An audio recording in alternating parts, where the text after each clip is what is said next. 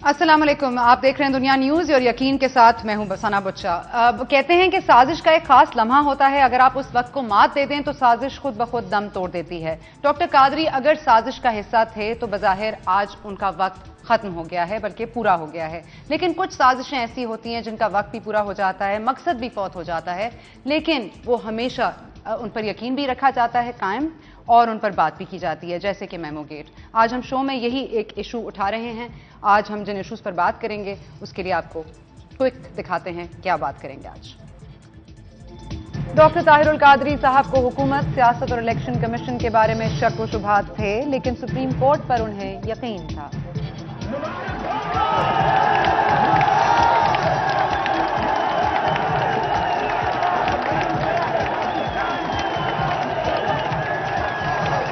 अभी फैसला नहीं हुआ, सुप्रीम कोर्ट क्वेश्चन कर रही है, उनका राइट है, मेरा राइट है जवाब देना। जो फैसला होगा उसे कबूल करेंगे। अब जब फैसला आ गया है तो फैसले पर भी यकीन कीजिए। एबटाबाद कमीशन की रिपोर्ट कहीं गुम हो गई, सलीम शहजाद कमीशन भी कातिलों को बेनकाब करने में नाकाम हो गई। मेमो कमीशन के मरकजी किरदार भी हो गए आंखों से ओझल, लेकिन मेमो गेट में अभी तक जान क्यों बाकी है? वादा तो करके गए थे कि जब बुलाओगे चला आऊंगा, अब बुला रहे हैं तो सिक्योरिटी है दरकार। सिक्योरिटी तो दे रहे हैं, फिर भी हुसैन हक्कानी को आने से क्यों है इनकार? आज आमने सामने होंगे खुद हुसैन हक्कानी साहब। हक्कानी साहब का इल्जाम है कि पाकिस्तान तहरीक इंसाफ और शेख रशीद अहमद के बयानात ने बढ़ा दिया है जान का खतरा। तवज्जो दिलाने के बाद भी इसका नोटिस क्यों नहीं लिया जा रहा? ये फैक्ट है, इस मुल्क की हिस्ट्री में 5000 वीजे जारी हुए और बाज दुबई से, और वो गद्दार वतन हुसैन हक्कानी ने सारा काम किया है। सारा काम उस गद्दार वतन ने किया है और उसको वो प्रोटोकॉल दिया गया है जो हेड ऑफ स्टेट को दिया जाता है। वो प्राइम मिनिस्टर हाउस में ठहरा, जो चोर को ठहराए वो भी चोर है। अमेरिकनों को खत लिखता है कि खुदा के वास्ते मुझे फौज से बचा लो, मैं आपकी खिदमत अच्छी तरह नहीं कर सकता फौज की वजह से, मुझे इनसे बचा लो, मैं अपने जनरल ले आऊंगा और आपके जूते बेहतर पॉलिश करूंगा। क्या सिर्फ किसी की राय किसी के लिए जान का खतरा भी बन सकती है? And welcome to the show. हमारे साथ रहने के लिए शुक्रिया। यकीन में सबसे पहले हम वेलकम करेंगे आज हुसैन हक्कानी साहब को, खुद हमें ज्वाइन करें अमेरिका से। हुसैन हक्कानी साहब, बहुत शुक्रिया आपके वक्त का, thank you for joining us. सबसे पहले let's cut to the chase. आप बताइएगा कि आप सुप्रीम कोर्ट से ये वादा करके गए थे कि जब आपको बुलाया जाएगा आप वापस आ जाएंगे, आप एक पाकिस्तानी शहरी हैं, पाकिस्तान वापस आने से आपको कोई एतराज नहीं है। अब बुलाया जा रहा है तो आप नहीं आ रहे, क्यों? पहली बात तो यह है कि ये गलत है कि सुप्रीम कोर्ट से कोई वादा ऐसा किया गया कि जो हतमी हो। सुप्रीम कोर्ट ने एक मखसूस कॉन्टेक्स्ट के अंदर वादा मांगा था कि जो कमीशन की कार्रवाई है उसके लिए मुझे अवेलेबल होना चाहिए, जो कि मैं अवेलेबल रहा, मुस्तकिल रहा। कमीशन ने मेरी बात नहीं सुनी और उस वक्त अगर आपको याद हो तो सुप्रीम कोर्ट में मैं पेश होने के लिए 2.5-3 महीने पाकिस्तान में बैठा रहा। कमीशन ने कोई कार्रवाई नहीं की। कमीशन मंसूर एजाज साहब के इंतजार में मुब्तला रहा और कमीशन ने पहले ये कहा कि मंसूर एजाज पाकिस्तान आएंगे, तो मैंने कहा वो आएंगे तो मैं भी आऊंगा। जब कमीशन ने उनको वीडियो के जरिए बयान देने का मौका दिया तो मेरा भी मौक़िफ़ यही है कि मुझसे भी वीडियो के जरिए बयान ले लिया जाता। आखिर मेरा बयान चाहिए, मेरी जान तो नहीं चाहिए। और किसी भी फर्द को ये इस पे मजबूर तो नहीं किया जा सकता कि उसके खिलाफ ना कोई मुकदमा दर्ज हुआ है, न मेरे खिलाफ कोई इल्जाम कानूनी तौर पे लगाया गया है। सुप्रीम कोर्ट एक आईनी अदालत है। सुप्रीम कोर्ट कोई ट्रायल कोर्ट तो नहीं है कि जो वारंट जारी करती फिरे मजिस्ट्रेट की अदालत की तरह से। तो पहले सुप्रीम कोर्ट उन आईनी मामलात पर फैसला दे कि क्या कमीशन ने अपनी हद से तजावुज किया है, क्या मंसूर एजाज साहब को गैर आईनी तौर पर सहूलतें फराहम की गई, और क्या जो बुनियादी इल्जाम है उसकी बुनियाद पर कमीशन बनाने की कोई आईनी जरूरत थी भी या नहीं, या सिर्फ मीडिया के हंगामे के नतीजे में ये कमीशन बना दिया गया। मीडिया का हंगामा था या पिटिशंस थी जो कि दायर की गई? अगर मीडिया के हंगामे पर ही ये पिटिशंस दायर की गई तो अब इनमें पिटिशंस में जान नहीं है, इस आप समझते हैं कमीशन में जान नहीं है। आपकी जान को खतरे की जो आप बात करें, जो आपका लेटर है टू द इंटीरियर मिनिस्ट्री, वो भी हमारे सामने है। आपने उनको यही कहा है कि जब सलमान भट्टी को मार दिया जाता है, जब सलमान तासीर को मार दिया जाता है, शहबाज भट्टी और सलमान तासीर को मार दिया जाता है और बशीर बलोर को कोई नहीं बचा सकता। Are you pointing towards the security lapse? देखिए जी, मैं तो सीधी सी बात कर रहा हूँ। मेरे ऊपर कोई मुकदमा कायम नहीं किया गया, मेरे खिलाफ कोई FIR दर्ज नहीं हुई, मेरे ऊपर कोई मुकदमा चलाया नहीं गया, कोई ट्रायल मेरी नहीं हुई। इसके बावजूद मुझे सजाए मौत सुना दी गई है। जब जिन साहब को आपने अभी उनके टुकड़ा सुनाया इल्जाम का, वो जब मुझे गद्दार वतन कहते हैं और बल्कि वो अपने शीदा शोदा होने का मजीद सबूत ये देते हैं कि बाज़ औक़ात उन्होंने मुझे गद्दार इब्ने गद्दार कहा है, हालांकि मेरे वालिद के इंतकाल को 25 बरस हो चुके हैं और वो मेरे वालिद को शायद जानते भी नहीं। जब आप इस किस्म की बातें करेंगे, लोगों को इश्तियाल दिलाएंगे और फिर यही हजरात स्टेज के ऊपर इनके दाईं तरफ कभी हाफिज सईद होते हैं, बाईं तरफ कभी मलिक इसहाक होते हैं, जिन्हें पूरी दुनिया दहशतगर्द करार देती है।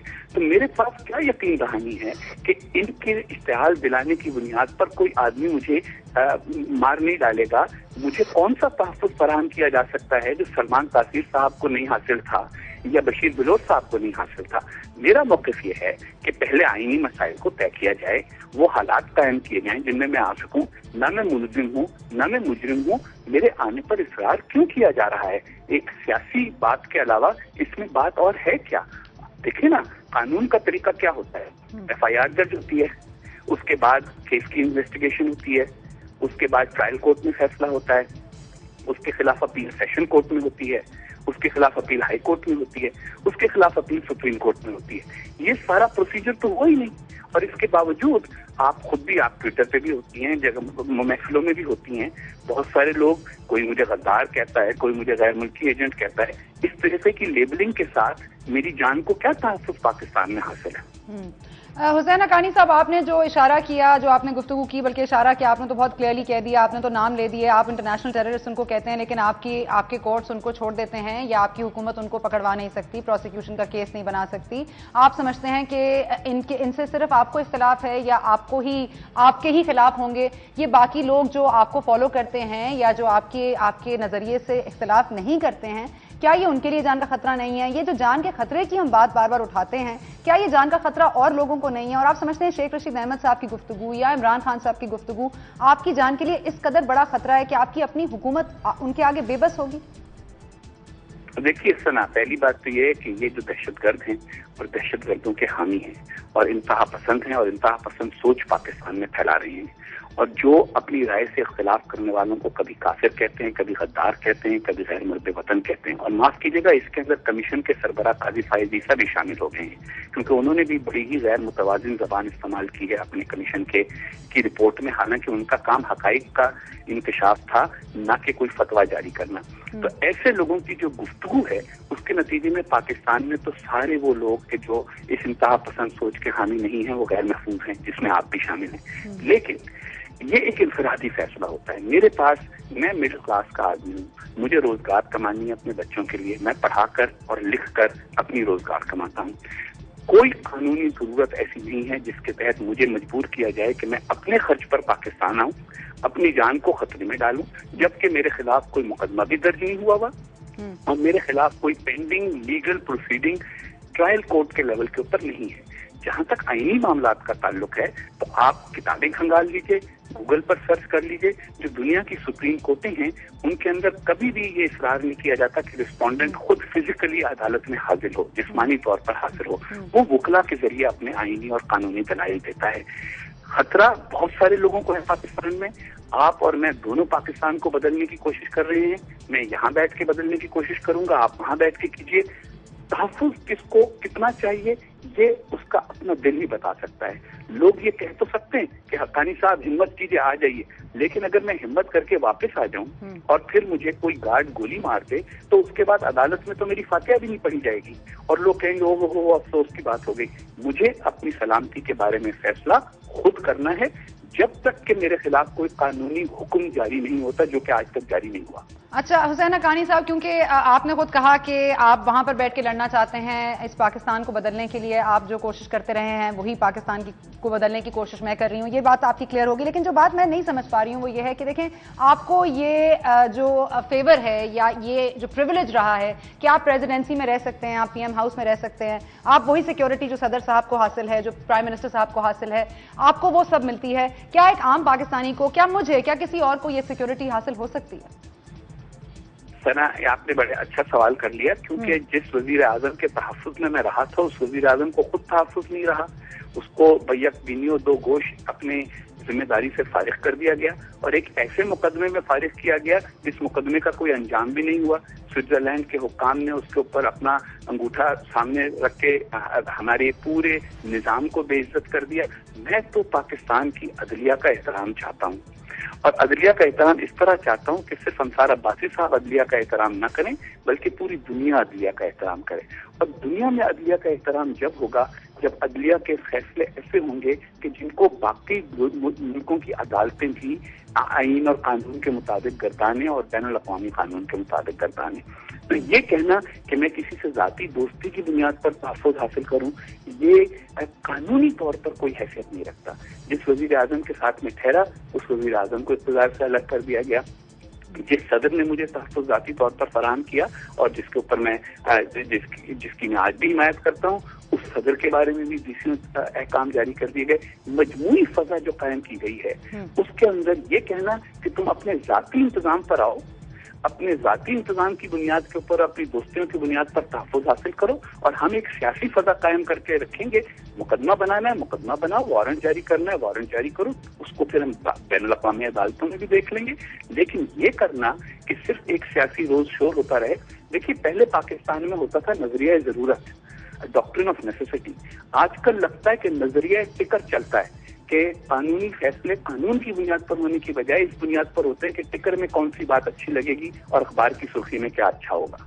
नहीं, लेकिन सदर जरदारी साहब तो वही हैं, उनकी सिक्योरिटी भी वही है। सदर जरदारी साहब को जिस तरह की थ्रेट्स हैं उनसे आपको पता है कि वो अपने वालिद साहब को भी अस्पताल नहीं देखने जा सके। ये सारी मामलात हमें पता है हुसैन हक्कानी साहब, लेकिन मैं ये जानना चाहती हूँ कि प्राइम मिनिस्टर साहब वो ना रहे हों लेकिन सिक्योरिटी प्रोटोकॉल तो आपको वही मिलेगा, क्योंकि वो तो आपको पार्टी ने दिया था ना, किसी एक शख्स से तो नहीं दिया था इनफरादी तौर पर। देखिए, मैंने तो इम्पोज किया ना कि मेरी वजह से तकलीफ हुई बहुत सारे लोगों को, लेकिन उस तकलीफ की कानूनी और आईनी जरूरत क्या है? कभी तो किसी को खड़े होकर ये कहना पड़ेगा ना कि ये क्या आपने बखेड़ा पैदा किया कि आप लोगों को मजबूर करें, जबरदस्ती के लिए आए, आपको शक्ल दिखाने के लिए आए, क्यों आए? मैं क्यों सदर साहब से कहूँ कि मेरे लिए तहफ़्फ़ुज़ फराहम करें? क्यों इस वक्त जबकि मुल्क में इतने सारे सलामती के मामलात हैं और मुख्तलिफ हुक्काम को, मुख्तलिफ दहशत गर्दों को और पता नहीं किस किस को देखना है, लॉ एंड ऑर्डर की सिचुएशन अच्छी नहीं है, उसमें मेरी जात के तहफ़्फ़ुज़ के ऊपर सैकड़ों अफराद क्यों मामूर किए जाएं? ऐसी क्या जरूरत है कि जो वीडियो के जरिए पूरी नहीं हो सकती कि मैं वीडियो के जरिए बयान रकम करा दूं? और फिर वैसे भी आप कमीशन की रिपोर्ट पढ़ें, एक आदमी के बयान के अलावा उसमें कुछ भी नहीं है। वो आदमी कहता है कि पाकिस्तान में कू होने वाला था और इसलिए मुझे पाकिस्तान के सफीर ने कहा कि तुम अमेरिकी हुक्काम से कहो कि कू को रोक दें। तो कमीशन कहता है कि जो उसने कू वाली बात कही है वो झूठ बोलता है, लेकिन जो वो सफीर पे इल्जाम लगाता है वो सच बोलता है। इस मसखरेपन को अब खत्म किया जाना चाहिए। इल्जाम लगाने वाला खुद गायब हो चुका है, उसके इल्जाम की कोई हैसियत नहीं रही। मामले को दफन करें, मुल्क को आगे बढ़ने दें, जमहूरियत की गाड़ी को चलने दें। लेकिन मामला दफन नहीं होंगे ना जब तक आप पेश नहीं होंगे, या कम से कम ये मामला खाली नहीं होगा, ये मेमो उठता रहेगा, मेमो गेट उठता रहेगा। ये मेमो कमीशन की रिपोर्ट तो एक एग्जिस्ट करती है ना, वो तो कह रहे हैं कि मेमो लिखा गया, आपने लिखवाया, मंसूर एजाज साहब ने लिखा, आपके कुछ और भी मकासद थे। तो मुकदमा दर्ज कर लें, तो मुकदमा दर्ज कर लें, सजा सुना दें। फिर वो क्यों नहीं करते? मुकदमा क्यों नहीं दर्ज करते? कानून के मुताबिक कार्रवाई क्यों नहीं करते? वो इसलिए नहीं करते कि उनको पता है कि जब वो करेंगे तो उसके बाद मेरे पास अपील का हक होगा। मसलन ये कि अगर कोई हुक्मनामा मेरे खिलाफ नाजायज किस्म का जारी किया गया तो मैं बैनुल अक़वामी अदालतों से रुजू कर सकूंगा। मैं अमेरिका की अदालत से कह सकूंगा कि जी मेरे खिलाफ नाजायज। Is that an option Haqqani साहब? Is that an option? आप बैनुल अक़वामी अदालतों से रुजू करने की ऑप्शन आपके पास है? आपने कभी इसको और मैंने आपसे अर्ज किया कि मैं तो पाकिस्तान की शोहरत और पाकिस्तान की अदालतों की शोहरत खराब नहीं करना चाहता। मैं तो चाहता हूँ कि ये मामला बाइज्जत तरीके के साथ वैसे ही खत्म हो जाए जैसे कि ये बेइज्जत तरीके से शुरू हुआ था। लेकिन आईनी और कानूनी तौर पर अपना तहफ़्फ़ुज़ तो हर फर्द का हक और इख्तियार है ना। आप मुझे इस हक से तो महरूम नहीं कर सकते। मेमो गेट का हदफ कौन था? मेमो गेट का हदफ कौन था, आप या सदर आसिफ अली जरदारी साहब या ये हुकूमत? देखिए जी, मेमो गेट का हदफ तो बुनियादी तौर पर जमहूरी निजाम था। मेमो गेट का हदफ तो सिविलियन सुप्रीमेसी थी। मेमो गेट का असल हदफ तो ये था कि पाकिस्तानी कौम को ये बावर कराया जाए कि पाकिस्तान के सिविलियन गैर मुल्की ताकतों के साथ डीलिंग के अंदर पाकिस्तान के अस्करी इदारों के ऊपर अपनी बालादस्ती कायम करना चाहते हैं और ये कोई गलत बात है। ये मेमो गेट का हदफ था। उस हदफ को कुछ हद तक हासिल किया गया, मुझे बकरा बनाया गया। اب اس کے بعد ایک جیسے سانس اٹک جاتی ہے وہ مقدمہ اٹک گیا. اب انا کا مسئلہ ہے کہ عدالت کیونکہ ایک فیصلہ دے چکی ہے, جس فیصلے کو انٹرنیشنل کمیشن آف جورسٹ کہہ چکا ہے کہ وہ فیصلہ قانون کے اور آئین کے مطابق نہیں تھا. دنیا کی عدالتیں اس فیصلے کو بہت عزت کی نگاہ سے نہیں دیکھ رہی. تو ایسی صورت میں اس معاملے کو بس جس کو کہتے ہیں لوکاتے رہنا, سیکھتے رہنا, وہ کیا جا رہا ہے. ورنہ حقیقت یہ ہے کہ میرے آنے سے بھی مسئلہ کوئی حل نہیں ہوگا, کیونکہ کیا میں کہوں گا آگے, میں یہی کہوں گا نا کہ میں نے میمو نہیں لکھا, میرا میمو لکھوانے سے کوئی تعلق نہیں تھا, اور اب تک میمو لکھوانے کے بارے میں کوئی ثبوت پیش نہیں ہوا. تو یہ بات تو میں سینکڑوں بار کہہ چکا ہوں, ایفیڈیوٹ میں کہہ چکا ہوں, کمیشن کے روبرو کہہ چکا ہوں. اب اور کتنی بار یہ بات مجھ سے کہلوانی ہے, اور یہ بات اتنی عزیز کسی کو کیوں ہے کہ بار بار کہلوائی جائے. کانی صاحب, آپ کیا سمجھتے ہیں کہ کیا ایبٹ آباد کمیشن رپورٹ کے منظر عام پر آنے سے میمو گیٹ کا کوئی تعلق ہے, براہ راست یا انڈائریکٹ؟ دیکھیے, بات یہ ہے کہ ایبٹ آباد کا جو واقعہ ہے, پاکستان کو اس کا دنیا کے سامنے جواب تو دینا ہے. یہ جو جن لوگوں کے ٹوٹے آپ نے دکھائے, ان لوگوں نے پاکستان میں جو شیدے اور شودے ہیں, انہوں نے پاکستان میں ایک فضا یہ قائم کی ہے کہ یہ پاکستانی قوم کو یہ پتہ نہیں چلنے دیتے کہ دنیا میں ہمارے بارے میں کیا باتیں ہو رہی ہیں. کہ 74% امریکی جو ہیں وہ پاکستان کو مثبت نگاہ سے نہیں دیکھتے, 56% چینی پاکستان کو مثبت نگاہ سے نہیں دیکھتے, سعودی عرب میں بھی کوئی 70% لوگ پاکستان کو مثبت نگاہ سے نہیں دیکھتے. اوپینین پولنگ کے ہم تو کسی کو بھی مثبت نگاہ سے نہیں دیکھتے. ہمارے یہاں بھی پولز ہیں, امریکہ کے کس کو پرواہ ہے کہ مثبت انداز میں ہمیں دیکھتے ہیں یا نہیں دیکھتے. تو اگر بالکل صحیح بات ہے کہ اگر پرواہ نہیں ہے تو پھر ان ملکوں کے ساتھ تعلقات تو کشیدہ ہوں گے نا. تو اس لیے اس کشیدگی کو ختم کرنے کے لیے ضروری ہے کہ ہم پوری دنیا کو سمجھائیں اور بتائیں کہ ہوا کیا تھا, کون افراد تھے, کون لوگ تھے جنہوں نے یہ سب کیا, کون سی تنظیمیں تھیں, کون سے گروہ تھے. But is there a connection between memo gate and Abbottabad commission? آپ سمجھتے ہیں کہ ایبٹ آباد کمیشن کی رپورٹ میرے پاس کوئی ایسا ثبوت نہیں ہے کہ جس کی بنیاد پہ میں کہہ سکوں کہ ان کا کوئی براہ راست تعلق ہے, لیکن ایک حقیقت اپنی جگہ ضرور ہے, اور وہ یہ ہے کہ میرے اوپر تمام الزام تراشیاں کہ جی ویزے دے دیے, یہ کر دیا, وہ کر دیا, جن میں سے کسی پر بھی کوئی مقدمہ نہیں قائم کیا گیا, کوئی سزا نہیں دی گئی, کوئی قانونی پروسیس نہیں کیا گیا, صرف چند گروپوں کو اور شیدے شودوں کو ٹی وی پر لا کر الزام لگوایا گیا. وہ سارے کی ساری کارروائی صرف اور صرف ایبٹ آباد کے واقعے کی خفت دور کرنے کے لیے کی گئی. تو آپ یہ کہیں گے کہ آپ کو کوئی گارنٹی نہیں دی جا سکتی کیونکہ آپ کا آنے کا ارادہ ہی نہیں ہے, آپ اس کو چاہے ہزار چیزیں سے جسٹیفائی کرنے کی کوشش کریں. گھر میرا اپنا ہے سنا, پاکستان میرا ملک ہے, مجھے اس ملک میں آنا ہے, میں نے اس ملک کی نمائندگی کی ہے, اور میں نے ساری عمر آج تک پاکستان کے سوا کسی اور ملک کی نہ شہریت طلب کی, نہ کسی اور ملک کو اپنا گھر کبھی قرار دیا. لیکن جب تک دہشت گردی کی یہ فضا موجود ہے جس میں میرے تحفظ کی کوئی ضمانت نہیں دی جا سکتی, اور جس میں یہ کیفیت موجود ہے کہ ہر وہ شخص جو ایک نام نہاد نظریہ پاکستان ماننے کو تیار نہیں ہے, جو یہ سمجھتا ہے کہ پاکستان کے بین الاقوامی طاقتوں کے ساتھ مثبت تعلقات ہونے چاہیے, جو ایک یعنی سپر محب وطن جو لوگ بنتے ہیں, ان کی حب الوطنی کے تصور سے اختلاف کرتا ہے, اس کی جان کو خطرہ ہے. ایسی فضا میں مجھ سے آنے کا مطالبہ کرنا قانون اور آئین کا تقاضا نہیں ہے, ناانصافی ہے. ٹھیک ہے, ناانصافی ہوگی, لیکن یہ زخم اگر کھلا رہا اور اس کی حاضری, آپ کی حاضری جو ہے زخم کو بند کر دے گی, زخم کو ہیل کر دے گی. آپ کی حاضری, آپ کیا سمجھتے ہیں, آپ کیا آفر کر سکتے ہیں؟ ویڈیو لنک, لنڈن, کیا آپ آفر کر سکتے ہیں؟ دیکھیے پہلی بات تو یہ ہے کہ ویڈیو لنک تو کمیشن کو کرنا چاہیے تھا, کیونکہ کمیشن کا کام تھا حقائق جاننا. اب تو کئی پٹیشنیں عدالت کے سامنے, جن میں میری پٹیشن بھی ہے, میں نے پٹیشن دی ہے کہ کمیشن کا فیصلہ یکطرفہ ہے. کمیشن نے اپنی ساری کارروائی ویڈیو ٹیپ کی تھی. ہم نے کہا جی وہ ویڈیو ٹیپ ہمیں دے دیا جائے تاکہ ہم اپنا جواب تیار کر سکیں. وہ ویڈیو ٹیپ بھی نہیں ہمیں دیا گیا. کیوں نہیں دیا گیا؟ کیونکہ جو کمیشن کے سربراہ تھے وہ روز جملے بازی کرتے تھے, جس سے ان کا تعصب واضح ہو جاتا ہے, اس لیے وہ کمیشن کی ویڈیو ہمیں نہیں دینا چاہتے. انہوں نے بہت سارے موقعوں کے اوپر جو بات کمیشن میں کہی گئی وہ رپورٹ جب نوٹ کر رہے تھے تو اس میں نہیں لکھی, تو وہ ساری باتیں سامنے آ جائیں گی. ہم یہ چاہتے ہیں کہ جو آئینی مسائل ہیں اور جو ہماری نظر ثانی کی درخواست ہے اس کے اوپر پہلے فیصلے ہوں, پہلے یہ طے ہو کہ یہ ساری کارروائی جو ہے یہ درست تھی یا ایک سیاسی ہیجان کی فضا میں ہو گئی, اور اس لیے اس کی وجہ سے ایک فرد کے اوپر نہ دیکھیں, میرے بھی تو حقوق ہیں, میرے بھی تو آئینی حقوق ہیں. کانی صاحب, لاسٹلی بیکاز جی ٹھیک ہے, I am out of time, but I have a last question, اور یہ میرا اپنا پرسنل سوال ہے آپ سے, اس کا میمو سے کوئی لینا نہیں ہے, لیکن آپ کا جو لیٹر ہے ٹو دی انٹیریئر منسٹری, اگر میں پڑھتی ہوں, سلمان تاثیر صاحب کی آپ نے بات کی, ان کی فیملی یہاں پر مقیم ہے, آپ کو پتا ہے کہ کیا زیادتیاں ہو رہی ہیں اس کے ساتھ, وہ یہاں پر مقیم ہے, بشیر بلوچ صاحب کی آپ نے بات کی، ان کی فیملی یہاں پر مقیم ہے. آپ نے شہباز بھٹی صاحب کی بات کی، ہمارے یہاں مائنورٹیز ایگزسٹ کرتی ہیں. مجھے آپ کے لیٹر سے لگا that you are giving up on Pakistan. Is that true? نہیں، ایسی بات نہیں ہے. اور یہ یاد رہے کہ میری بھی ساری کی ساری فیملی پاکستان میں موجود ہے. میری اہلیہ ابھی تھوڑے دن پہلے پاکستان سے ہو کے آئی ہیں. میں صرف یہ سمجھتا ہوں کہ اپنی جان کو اس مرحلے پر خطرے میں ڈال کر میں پاکستان کی کوئی خدمت نہیں کر سکوں گا. بنیادی طور پر اللہ تعالیٰ نے مجھے یہ توفیق دی ہے کہ میری رائے بین الاقوامی طور پر سنی جاتی ہے، میرے مضامین بین الاقوامی میڈیا میں شائع ہوتے ہیں. میں اس ذریعے سے پاکستان کی زیادہ خدمت کر سکتا ہوں بنسبت اس کے کہ میں پاکستان میں آ کر کسی کا نشانہ بن جاؤں یا اپنے آپ کو کسی خطرے میں ڈال لوں. اس وقت پاکستان کو نئی فکر کی ضرورت ہے، اور وہ فکر اگر میں یہاں بیٹھ کر سکتا ہوں تو وہ زیادہ بہتر ہے بنسبت اس کے کہ میں وہاں کے حیجان میں آ کر اپنے آپ کو خطرے میں ڈالوں اور کوئی مسئلہ بھی حل نہ کروں. اگر مسئلہ حل ہوتا میرے آنے سے تو میں فوراً آ جاتا، لیکن مجھے نظر آ رہا ہے کہ نادیدہ ہاتھ اس مسئلے کو حل نہیں ہونے دینا چاہتے. ٹھیک ہے، بہت شکریہ حسین حقانی صاحب آپ کے وقت کا. بہت شکریہ. سابق سفیر گفتگو کر رہے تھے ہم سے. ہم یہاں پر بریک لینے جا رہے ہیں، لیکن جو انہوں نے پوائنٹس اٹھائے ہیں پاکستان تحریک انصاف کے حوالے سے، پاکستان تحریک انصاف کو پورا حق ہے ان کا جواب دینے کا، اور یہ حق ان کو ہم دیں گے اس بریک کے بعد.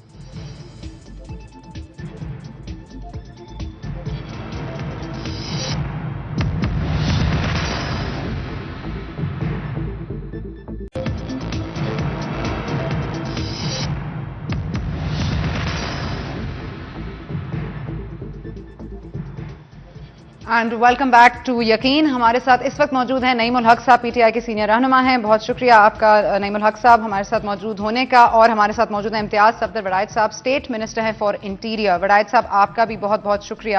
سب سے پہلے نعیم الحق صاحب آپ سے شروع کرتی ہوں کہ آپ کے نزدیک اس وقت یہ جو میمو گیٹ ہے اس کی کیا حیثیت ہے؟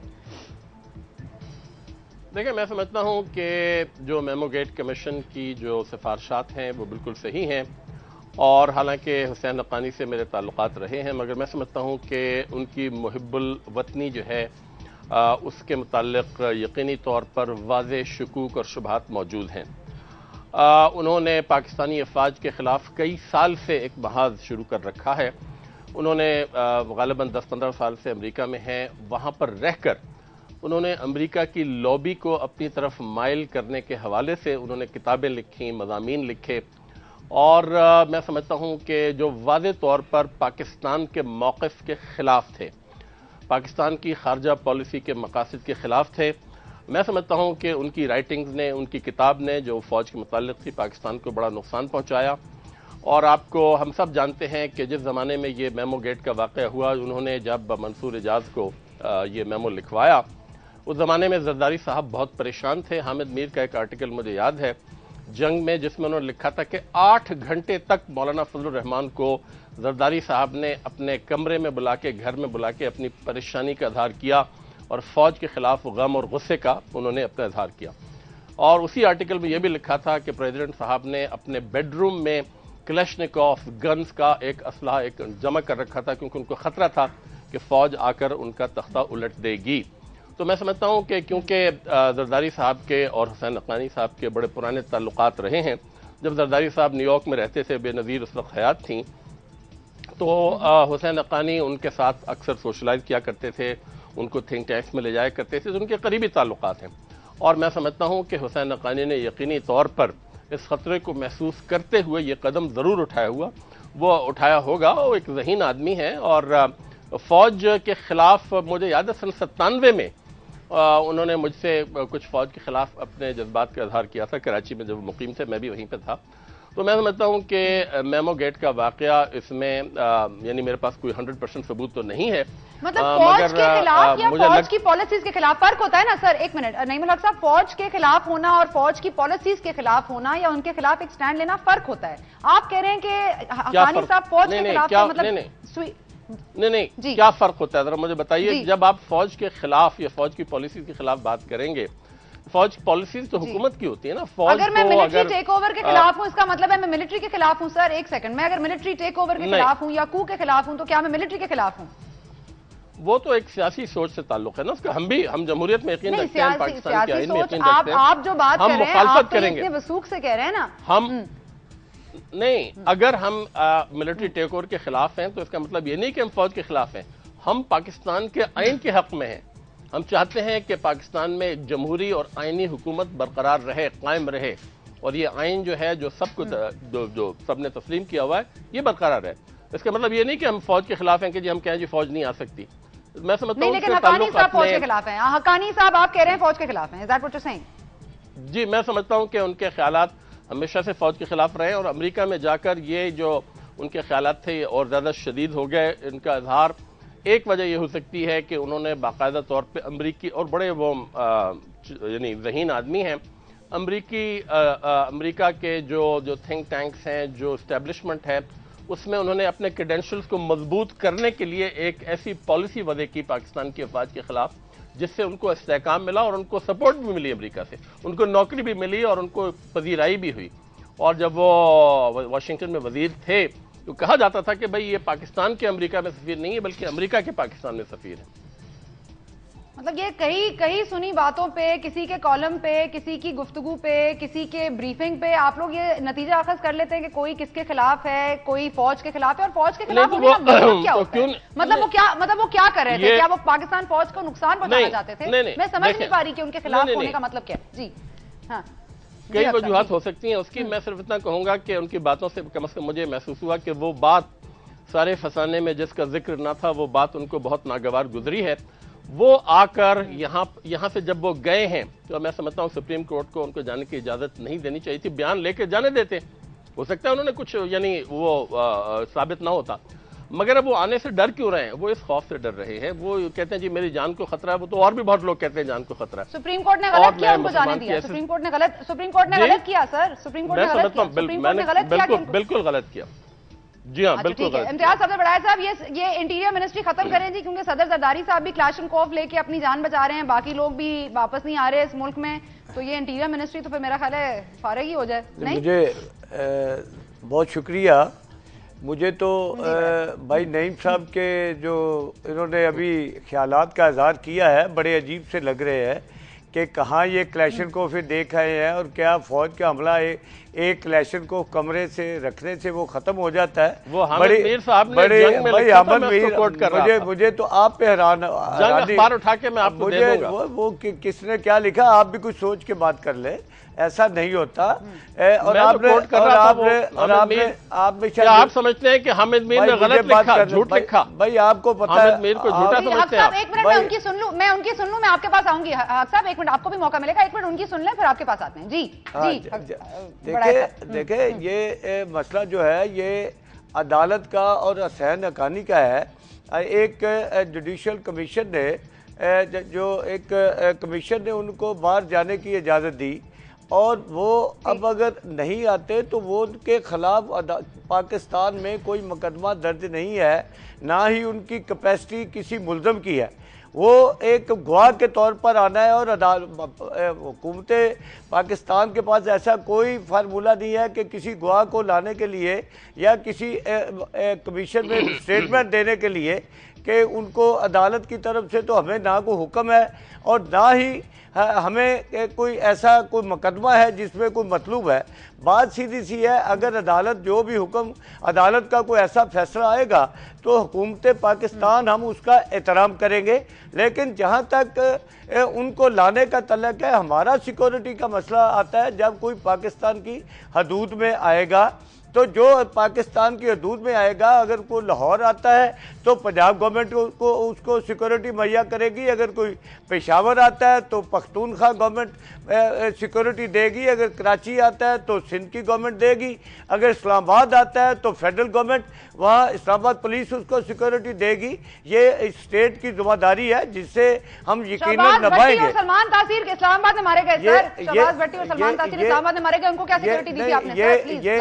یہ واقعات ایسے ہوتے ہیں، اس میں یہ انتہائی افسوسناک واقعات ہوئے، اس میں کوئی شک والی بات نہیں ہے کہ ایک پنجاب پولیس کا جو کانسٹیبل ہے اس نے گورنر کو قتل کر دیا، تو یہ ایک انتہائی افسوسناک واقعہ ہے۔ یا شہباز بھٹی کا، یہ پاکستان ایک دہشت گردی کی جنگ لڑ رہا ہے، اس جنگ کے نتیجے میں یہ ایسے واقعات جو ہے وہ ہوئے ہیں جو کہ نہیں ہونے چاہیے تھے اور انتہائی افسوسناک ہے۔ लेकिन इसका मतलब ये नहीं है कि अगर हमारी जिम्मेदारी जब अदालत हमें हुक्म करेगी तो पाकिस्तान की हदूद में ये सूबाई और मरकजी हुकूमतों की जिम्मेदारी है कि किसी की जान और माल की हिफाजत करना, लेकिन किसी को पाकिस्तान आने का मुझे सुन सकते हैं, किसी के पाकिस्तान आने का फैसला तो किसी पाकिस्तानी शहरी ने खुद करना है, वो अमेरिका में है या यूके में है, ये फैसला उसका अपना है।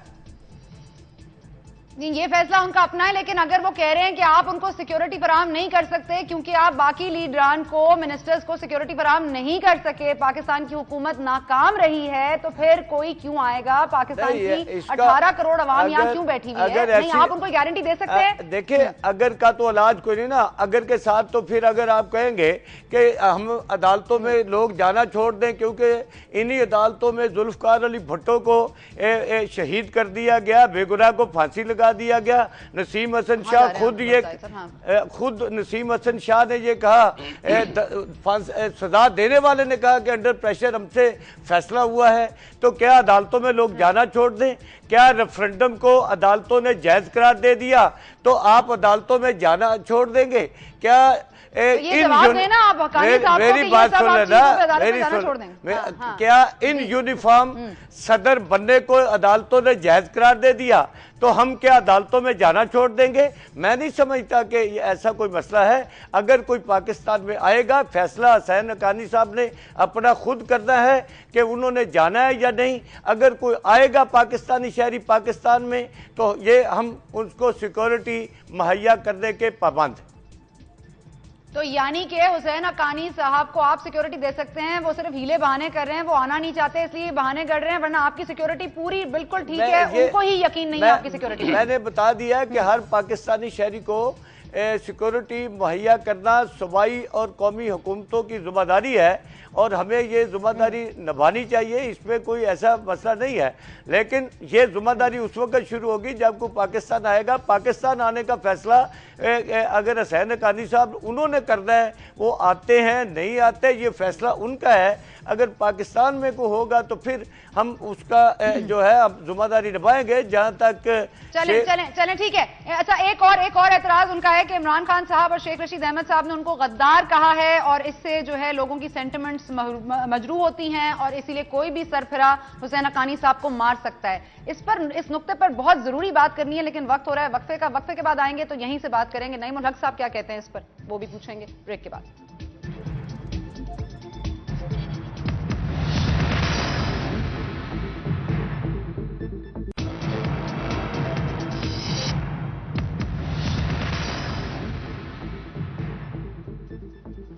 एंड वेलकम बैक टू यकीन। हमारे साथ मौजूद हैं पाकिस्तान तहरीक इंसाफ के सीनियर रहनुमा नईमुल हक साहब और हमारे साथ मौजूद हैं इम्तियाज सफदर वड़ायत साहब, स्टेट मिनिस्टर हैं फॉर इंटीरियर। जी, बात हो रही है हुसैन हक्कानी साहब की सिक्योरिटी की। ये जो खत लिखा गया है इंटीरियर मिनिस्ट्री को, सफदर वड़ायत साहब आपकी गुफ्तगू हमने सुनी। अब एक बात जो इस खत में है उसको हमने ट्रांसलेट किया है, वो हम आपको सुनाना चाहेंगे। ये नईमुल हक साहब आप सुनिएगा। तहरीक इंसाफ के सरबराह मुझे अपने जलसों में गद्दार, जबकि साबिक वफाकी वजीर शेख रशीद अहमद एक टीवी प्रोग्राम में गद्दार इब्ने गद्दार करार दे चुके हैं, जबकि सब जानते हैं कि ये दोनों सियासी रहनुमा उन जहादी ग्रुप्स और पार्टी से राब्ते में हैं जिन्हें आलमी सतह पर दहशतगर्द करार दिया जा चुका है। क्या किसी अदालत ने शेख रशीद और इमरान खान के इन बेबुनियाद बयानात का नोटिस लिया है? पहले तो ये बताएं कि ये सच कह रहे हैं हुसैन हक्कानी साहब या ये भी झूठ? आप मुझसे पूछ रही हैं? देखें, हुसैन हक्कानी ने अभी आपके प्रोग्राम में हुसैन हक्कानी ने कहा कि हाफिज सईद जैसे दहशतगर्द, ठीक है, अगर हाफिज सईद दहशतगर्द हैं तो वड़ायत साहब बैठे हैं तो इन्होंने क्यों नहीं गिरफ्तार किया? ये उन्हीं की पार्टी के हैं, हुसैन हक्कानी पीपल्स पार्टी के हैं, ये भी हैं। तो हुसैन तो मैंने उनको काउंटर कर लिया ना, ये बात तो खत्म हो गई। हाँ ठीक है, वो गलत कह रहे हैं, लेकिन उनको गद्दार कहा क्या? इमरान खान साहब ने उनको गद्दार कहा? ये मैं पहली दफा सुन रहा हूं, हो सकता है कहा मेरे इल्म में है नहीं, मुझे इल्म नहीं कि उन्होंने गद्दार कहा, हो सकता। हाँ, मगर मैं आपने खुद मुझे अभी बात की और बहुत नईमुल हक साहब आपने अपना क्रिटिसिज्म जाहिर किया। आपने हुसैन हक्कानी साहब के पॉलिसी से भी आपने कहा कि वो फौज के खिलाफ है। आपने बहुत मोहतात गुफ्तगू की, क्योंकि आप जानते हैं कि जरा सी भी गैर मोहतात गुफ्तगू किसी की जान ले सकती है। आप समझते हैं ना इस प्रॉब्लम को? मैं ये जानना चाहती हूँ, क्या ये दुरुस्त है? क्या अगर शेख रशीद अहमद साहब ने या खान साहब ने अगर ये लफ्ज कहा है किसी के बारे में गद्दार और हुसैन हक्कानी साहब के मामले में, ये मेमो गेट के मामले में, तो क्या वो ठीक होगा या गलत होगा? میرا خیال ہے کہ اگر غدار جو لفظ ہے اس کی تشریح کی جائے تو میرا آپ کا اور وڑائچ صاحب کا شاید جو تشریح کرنے کا ہو وہ شاید مختلف ہو. میری رائے میں غدار وہ شخص ہوتا ہے جو اپنے ملک کے مفادات کے خلاف اپنے ملک کے دشمن یا اپنے ملک کے جو مخالف ہوتے ہیں ان کے ساتھ تعاون کرے یا ان کی مدد کرے, اور میں سمجھتا ہوں کہ حسین حقانی اس زمرے میں فٹ آتے ہیں. لیکن حق صاحب یہاں پر الزام بھی لگتے ہیں نا آپ کے پارٹی کے رکن ہیں, بہت سینئر پوزیشن پر ہیں, جاوید ہاشمی صاحب, انہوں نے سالوں جیل کاٹی ہے, اسی بنیاد پر کاٹی ہے. کیا مطلب کسی کے بھی کہہ دینے سے جیل کاٹنا یا کسی کو قتل کروا دینا اس کے ہم متحرک نہیں ہو سکتے؟ یہ قوم اس وقت ایسی غیر ذمہ دارانہ گفتگو, چاہے وہ کسی کے بارے میں ہو, حسین حقانی گلٹی ہو یا نہ ہو, کیا یہ گفتگو ہمیں کرنی چاہیے حق صاحب؟ نہیں, تو حسین حقانی نے ابھی جب خود دہشت گرد کہا ہے حافظ سعید کو, اور وڑائچ صاحب کے سامنے شاید وڑائچ صاحب نے بھی سنا ہوگا, تو مجھے بتائیے تو پھر وڑائچ صاحب کا اس بارے میں کیا رائے ہے؟ کیا وڑائچ صاحب حافظ سعید کو گرفتار کرنے کے لیے تیار ہیں؟ بھائی آپ میری گزارش یہ ہے کہ میں سمجھتا ہوں کہ عمران خان اور شیخ رشید کا نام تو آپ نے پہلے لے لیا کہ انہوں نے یہ الفاظ کہے ہیں, نعیم الحق بھی اسی پلڑے میں چلے گئے ہیں. میں سمجھتا ہوں کہ لینگویج کو صحیح استعمال کریں. دیکھیں کمیشن کی رپورٹ آتی رہے گی, آپ کے ذہن میں پیپل پارٹی اور زرداری صاحب سوار ہیں.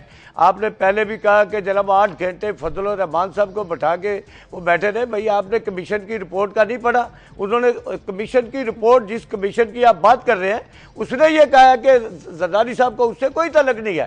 لیکن آپ اسی ایک ایسا غیر منتخب ٹولہ ملک میں آ گیا ہے جو کہ صرف الزام تراشی اور اس قسم کے الفاظ استعمال کر رہا ہے. شیخ رشید وہ ہیں جن کو عوام نے 3 بار ٹھکرا دیا. عمران خان وہ ہیں کہ جن کی پارٹی نے آج تک 10 سال میں 1 MNA کی سیٹ جیتی, اور 2008 کا الیکشن ویسے ہی حالات دیکھ کے بائیکاٹ کر گئے. تو آپ کیا بات کرتے ہیں؟ میں سمجھتا ہوں کہ آپ یہ میری سنیں پرانی نہیں ہے, یہ پرانی نہیں ہے. میں آپ کو بتانا, میری بات کر لیں, میری بات کریں, میں نئی بات کر رہا ہوں. ابھی میں نے کب کہا ہے جو فضل الرحمان کا 8 گھنٹے بیٹھنا, میں نے جو بات کی روز بیٹھتے ہمارے پاس, ہمارے وہ پارلیمنٹیرین ہے. آپ نے تو نہ پارلیمنٹ دیکھی نہ کیا بات کرتے ہیں. حسین حقانی نے اچھا وڑائچ صاحب میری بات سنیے, ہاں میری بات سنیے. انٹیریئر منسٹری کا کام ہے, اگر یہ خط آپ کو آیا ہے تو آپ ان دونوں پارٹیز کو لیں گے, آپ شیخ رشید احمد صاحب سے گفتگو کریں گے, میڈیا پہ آ کر تو نہیں لڑیں گے نا. آپ نے ان سے گفتگو کی ہے, آپ نے ان سے پوچھ گچھ کی ہے, آپ نے ان کو کوئی نوٹس بھیجا ہے کہ آپ یہ گفتگو نہ کریں. یہ گفتگو ایک پروگرام میں تو نہیں ہوئی, یہ گفتگو تو روز ہوتی ہے. یہ گفتگو تو ابھی نعیم الحق صاحب نے بھی کی, اور اگر محتاط انداز سے کی تو یہ باقی بھی محتاط انداز سے کر سکتے ہیں. ہر کسی کی رائے ہو سکتی ہے. حسین حقانی کو کوئی اچھا سمجھ سکتا ہے, کوئی برا سمجھ سکتا ہے, لیکن آپ as interior state minister for interior آپ کن چیزوں پر کریک ڈاؤن کر رہے ہیں سر؟ کن چیزوں پر کریک ڈاؤن کر رہے ہیں آپ؟ میں آپ کی بات سے اتفاق کرتا ہوں. میں سمجھتا ہوں کہ اتفاق کرتے ہیں کہ آپ کچھ نہیں کر رہے, آپ اتفاق کرتے ہیں کہ آپ 10 دن ہو گئے یہ خط آئے. بات کر لیتے تھے, یہ خط آنے سے کوئی قیامت نہیں آ جائے گی. آپ آرام سے میری بات سن لیں. ایک خط آیا, انہوں نے کہا کہ جی یہ ماضی میں یہ ہوا ہے جس سے عوام کے جذبات مشتعل ہو سکتے ہیں, تو میرے لیے خطرہ ہے.